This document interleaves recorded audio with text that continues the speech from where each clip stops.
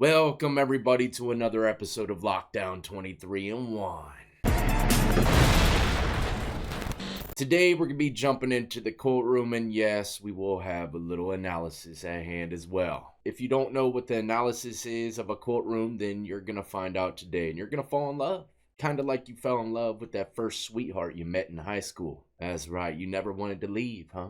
But the court case today is about a scumbag, TikToker, but it says a 20-year-old Iowa woman who lied online about battling pancreatic cancer and having a tumor the size of a football duped her viewers out of 37,000. Madison, Maddie, Russo. How despicable, man. You know, I wouldn't even do nothing like that because I feel like if I made a post like that, I'm actually going to really get it. So let's get right into the courtroom, see what's going to happen to this girl for frauding people out of 37 G's. First, tap that like, subscribe, notification bell if you enjoy, and check out my playlist with many more videos for you to start watching today. All right, let's get into it. We didn't iron these khakis for nothing. Ms. Russo,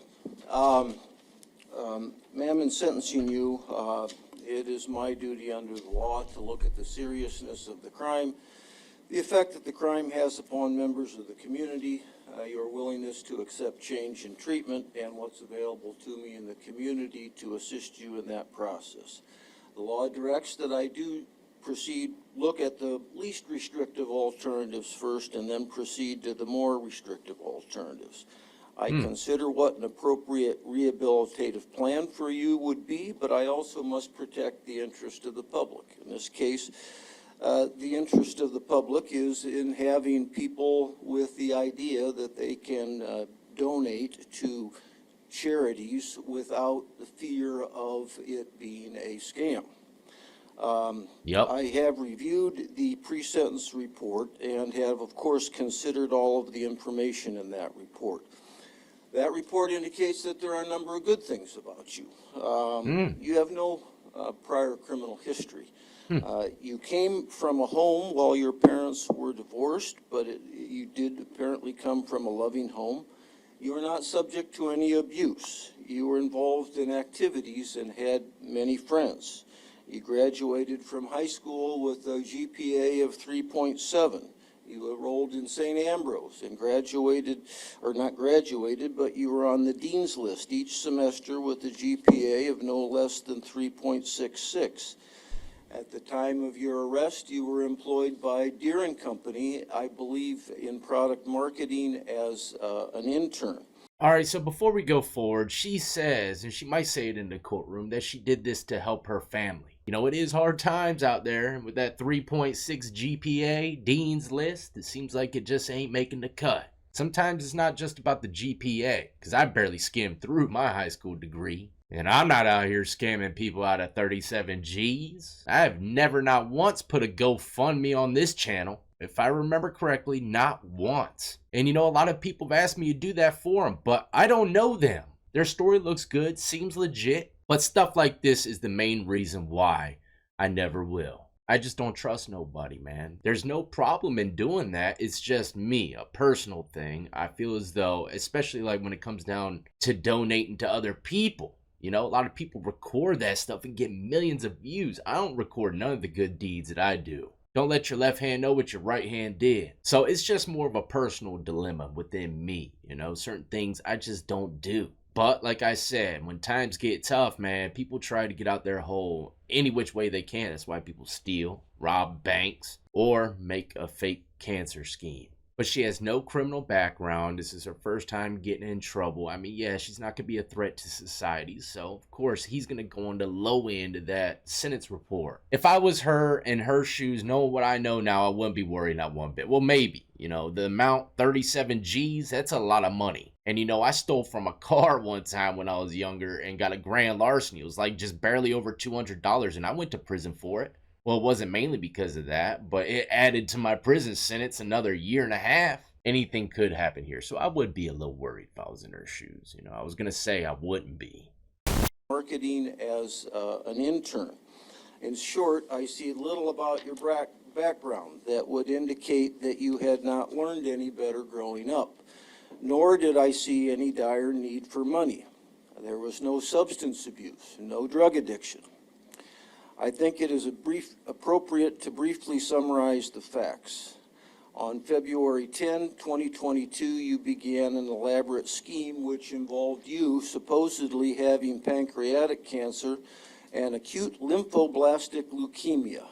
Through this scheme, you deceived your friends, your family, your community, other cancer victims, charities, and strangers who were motivated by your supposedly tragic story to donate to you to help support you through your disease. Most of these donations went into a GoFundMe account. Your scheme continued for a very lengthy period of time. You raised in excess of $39,000 from over 400 donors.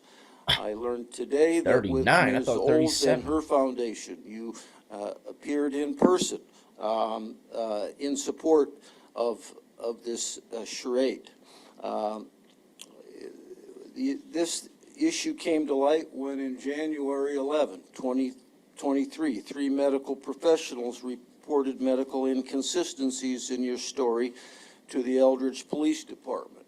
Ooh, listen up. Did y'all hear that? This is how she got caught. 3 people that are professionals in the medical field said there was inconsistencies in what she was saying on probably her TikTok posts. You think that these normal Joe Schmoes watching and viewing your content ain't calling the police on you, man? Think again. I think I've seen it done about 3 or 4 times. Yeah, so they ain't gotta be the police. They ain't gotta be DA or the feds. It could just be a medical professional. And in this situation, I think he said it was 3 of them. They probably linked up before they called the police and said, yeah, she's definitely lying. Let's take it to the law, right? And they called the city and found out where she lived somehow and called that city, told the story to the prosecution, if I were to guess, and they say, yeah, this looks like fraud. Watch what you say online, man. And look, I tell people all the time, the viewers, the comment section, they know everything. Everything. If you need something answered, it's right there in the comments. Brilliant people watching these videos, man, all across the world. Love y'all viewers, man. Y'all are so much smarter than me. To the Eldridge Police Department. The Eldridge Police Department worked extensively with those medical professionals to discover inconsistencies with your story of you having cancer and leukemia. They investigated your social media posts, your interviews, your news stories, and other sources. Many medical inconsistencies were discovered. It was discovered that you had adopted or essentially parroted and used as your own other cancer patients' stories. Search warrants were applied for and granted, and your home was searched, and it was discovered that you had things to support your fake cancer claims, such as a wig, IV bags filled with cotton balls, feeding pumps, wound dressings, and other medical equipment. Holy crap, this lady went all out, didn't she? How can you trust anything nowadays? He said that she gleaned off of other cancer patients that were really going through it, took from their stories to make her own. And if she has a husband, man, he's to blame too. You know why? Because there ain't no way he didn't know about it. I don't know if she does or not, but I did read that she did it for her family, I don't care, man. I'm so happy she got caught, man. This is sick. Diabolical. Going through your mind while you were making yourself up and using a fake IV or using to photograph yourself or fake bandages. It's hard to imagine what was going through your mind. After your arrest, to your credit, you were interviewed and admitted to not having cancer, not having a tumor that wrapped around your spine, and admitted to taking staged photographs of yourself to spread your story, and admitted to using other actual cancer patients' stories as pictures of you. You also admitted to receiving private donations that you would deposit in your checking account separate from the GoFundMe account. Oh, man. It is absolutely clear to the court that you engaged in a lengthy course of deceit. Today, you indicate, my initial reaction, quite frankly, was this lengthy course of deceit was motivated by greed, or perhaps social media fame. I am not quite confident, as I was walking in here, that that is the case. But it Better is pay attention to the abundantly judge. the case that this was not an isolated or momentary lapse in judgment. You were bold enough to be interviewed by the She North kept it Scott going for Press too long. regarding your cancer. You frequently appeared on social media concerning your supposed cancer. You went so far as to speak to the National Pancreas Cancer Foundation. I understand you spoke to students and donors at St. Ambrose University. You spoke to actual cancer groups. You made many appearances, public and on social media, to push your fraudulent scheme. At any step along that way, you could have stopped. Well, here's the thing. She probably thought to herself, and I'm thinking from a criminal mindset, once you get in a little too deep, if you were to stop, then they're definitely going to try to figure out if you're lying or not. That's how I would think, so I would have to keep it going until I figured out some kind of, spiel, or keep it going long enough to the point where I could say, I beat it and I'm cancer free. That would have been the only two ways out. Any other way would have caused way too much suspicion and had plenty of people hunting you down to figure out if you were lying or not. So when judges say you could have just stopped right then, I don't agree with that. If you're thinking about your freedom, you ain't gonna just stop. But she could have. She could have stopped, and landed herself here a little earlier than planned. In sentencing you, I also have some concern regarding your tendency to divert blame to your family and your mother. Uh-oh. I can accept the fact that your relationship with your mother and perhaps even your siblings was strained. I was not there. I do not know. However, I do not regard that as sufficient reason for, even if you did somehow think in a misguided effort to bring the family together, you were going to report that you had cancer. Okay, perhaps I could accept that as having happened. But to not, over a course of a year, to continue that charade and to actively promote it, not just remaining silent, but actively promoting on social media and through personal appearances, promoting yourself as a person with cancer. That is not a momentary lapse in judgment. Your attorney called an expert, Dr. Peitz, I believe. And we don't need no experts, just sentence her. I entirely agree with her conclusion that it is appropriate, for the reasons I will get to in a moment, that you are a good candidate for probation. You are a good candidate not to reoffend. I accept that I doubt that you will ever commit a crime like this again. However, deterrence of others is a very important goal of the criminal justice system, and I will get to that in a moment. My discretion today in sentencing you is rather limited. You entered a plea agreement with the state whereby both parties, the state and the defendant, your counsel, recommend to the court that a suspended sentence for theft in the first degree be imposed. The concurrence of the court is a condition to that plea agreement. In other words, we wouldn't be here for sentencing today if the parties had not reached a plea agreement. So my decision here today is quite limited. My decision is to either accept the plea agreement or not. Reject the plea agreement. While there is a very strong case can be made that the extent of your scheme requires incarceration, I can certainly appreciate the thoughts of the two women that testified in a very heartfelt way here today. I can certainly appreciate and understand their thoughts that the time in jail is appropriate. However, you have no prior criminal records. You were and are very young. She's getting probation. You have been cooperative with the prosecution, and you agreed that at least the victims that directly donated to your campaign will be made whole by the restitution. You have also suffered a very real and substantial punishment of the local, national, and even international coverage of your crime. The court has determined that no further purpose would be served by rejecting the plea agreement and requiring the parties to take this case to trial, simply so the sentencing judge could have the option of placing you in prison, that would be the result if I did not suspend the sentences here today. So my decision is really down to choosing between a suspended sentence and a deferred judgment.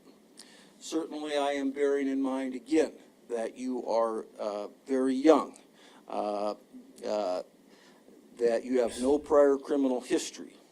For those of you in the audience that might not know what a deferred judgment is, it allows the court to defer making a decision on the appropriate sentence for a period of probation, typically 2 or 3 years.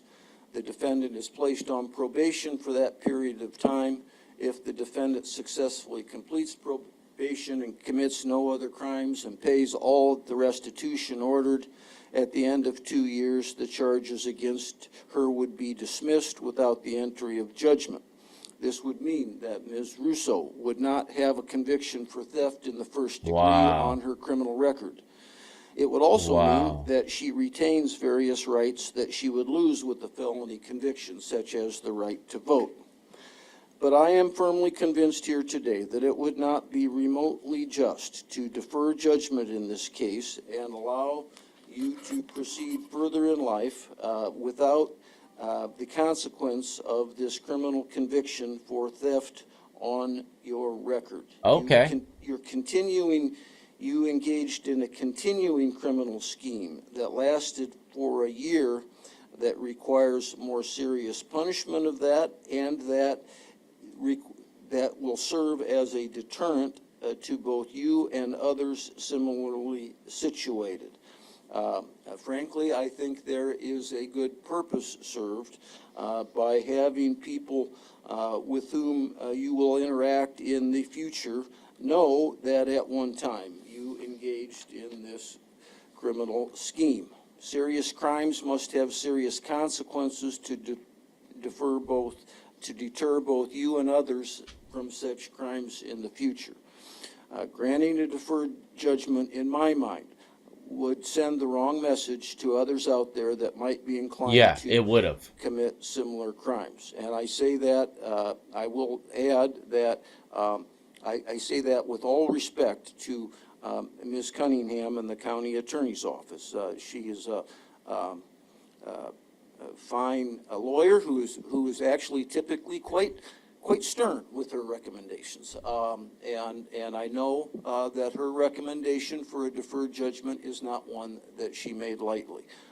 I, however, for the... Wow, he said that this prosecutor is pretty much the smoke artist of them all. She's very stern when it comes down to her recommendations. But for this case, she said a deferred judgment would be best. Keep in mind, like he already said, if it was a deferred judgment, then she'd be on probation. If she got no trouble, then would be wiped off of her record. But I think it's time for that courtroom analysis. Oh man, you know this ain't that good of a courtroom when they got a barrel of white lightning right in plain view. Anything goes in here. It's like a cell block with no COs, man. Damn. And you know, most courtrooms got the ancient hand-whittled Arctic wood. Not this place. They got the prefab inmate made from San Quentin particle boards. Everything in here is recycled. They got the monitors from cash converters. He's got the 18th century redneck mic. Come on. And ma'am, I don't care how much smoke you've popped off in your days. You ain't Dolly. They got file holders with no files. Who needs files when there's no COs running around? They got the old Lynx's netgear jank, man. Come on. I sold that in the yard sale of 2019. What state is this, man?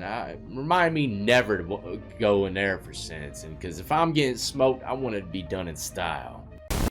So for those reasons, I am not comfortable and will not grant a deferred judgment. Pursuant to the defendant's plea of guilty to the crime of theft in the first degree in violation of Iowa Code Section 714.11, 2, or 3, and 714 and 702.91, and pursuant to Section 902.3 and 902.9 of the Code, it is the judgment and sentence of the court that you be committed to the custody of the Iowa Department of Corrections for an indeterminate term of incarceration not to exceed 10 years. You shall pay a fine of $1,370, which is not suspended. The Iowa Medical and Classification Center at Oakdale, Mitchellville, Iowa, is designated as the reception center to which the defendant shall be delivered by the sheriff.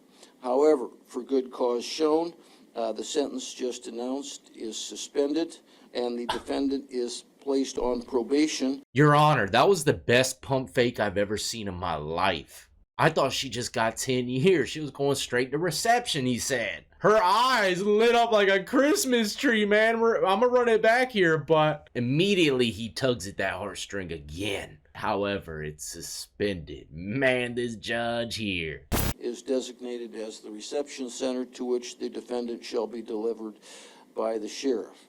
However, for good cause shown, the sentence just announced is suspended and the defendant is placed on probation with the 7th Judicial District Department of Corrections for a period of 3 years.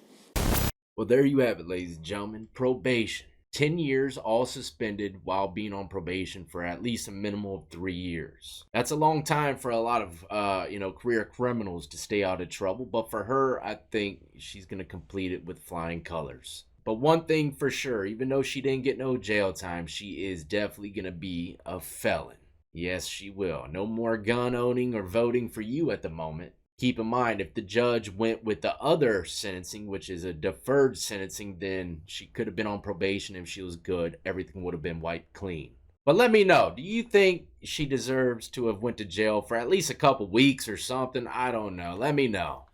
I'm out of here. Hopefully you enjoyed. If you did, like I said, tap that like, subscribe, notification bell before you leave. And for this month, kind of for like an early Black Friday deal, I got 20% off on my Etsy page for my artwork if you happen to want a little discount. Links in description of the video if you want to check it out. But as always, in the meantime, y'all be easy, be safe, and be careful who the hell you donate to, man. There's a lot of scammers out there, man. I watch them every day.